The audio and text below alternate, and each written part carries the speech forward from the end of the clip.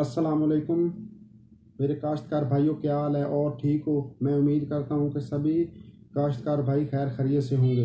तो दोस्तों, आज की जो हम वीडियो जिसके हवाले से बना रहे हैं वो ये है कि हमने अपनी मकई की काश्त जो की थी जनवरी में या फरवरी में, वो अभी 4-5 दिन पहले एक बहुत ही तूफ़ान आया जिसकी वजह से हमारी जो मकई थी वो तकरीबन ही गिर चुकी है, क्योंकि अभी टूटने का चांस कम था तो वो गिर चुकी है। तो इस हवाले से आज मैंने ये वीडियो बनाई है कि दोस्तों को आगाह कर सकूं, अपने काश्तकार भाइयों को, कि मकई जो गिर गई है वो कैसे ठीक होगी या नहीं होगी, या उसका क्या हल है।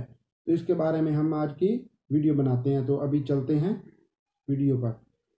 तो मेरे काश्तकार भाइयों, जो मकइयाँ गिर गई हैं उसके लिए ये ज़रूरी है कि आप अपनी ज़मीन को पानी ना लगाएं। अगर तार वतर ज़मीन है तो वो जैसे जैसे खुश्क होगी आपकी मक्की वैसे वैसे सीधी हो जाएगी।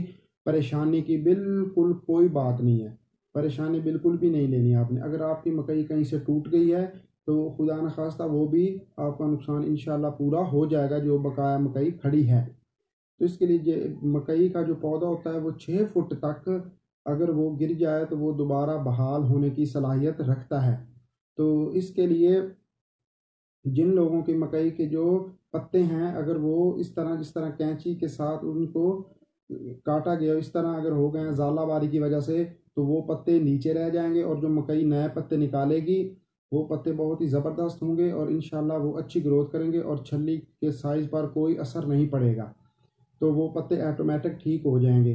तो अब इसका हल ये है कि हमने जो मकई हमारी गिर चुकी है अभी वो सीधा होने के मराहिल में है, तो अभी जब तक ज़मीन मुकम्मल खुश्क ना हो, जब उस वक़्त तक पानी नहीं लगाना। जब ज़मीन मुकम्मल खुश्क हो जाए तो उस वक़्त 40 kg यूरिया और उसके साथ जिंक, अगर लिक्विड जिंक है तो वो आपने फ्लड करना है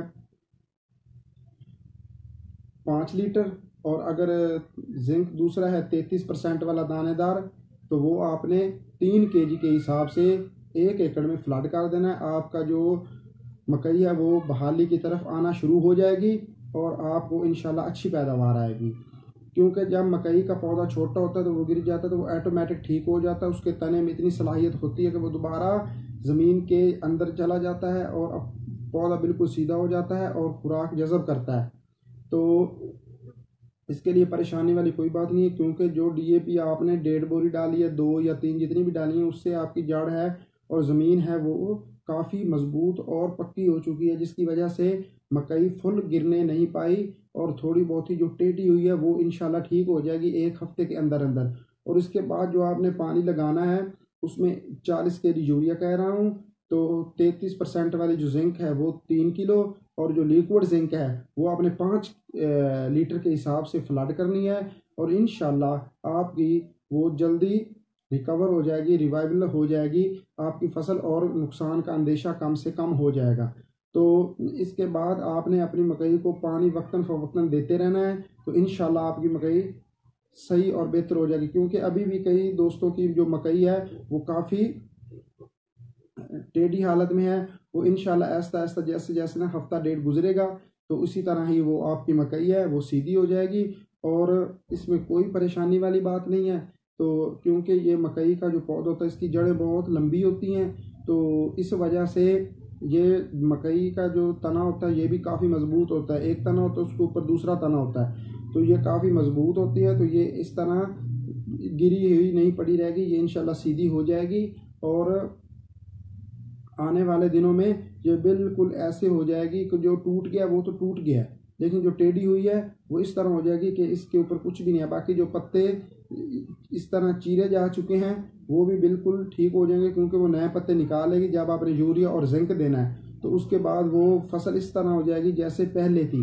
तो इसके लिए ज़रूरी है कि आपने यूरिया और जिंक को साथ मिलाकर ज़रूर अप्लाई करना है, तो आपकी फसल बहाली की तरफ जाएगी और इंशाल्लाह नुकसान का अंदेशा कम से कम होगा।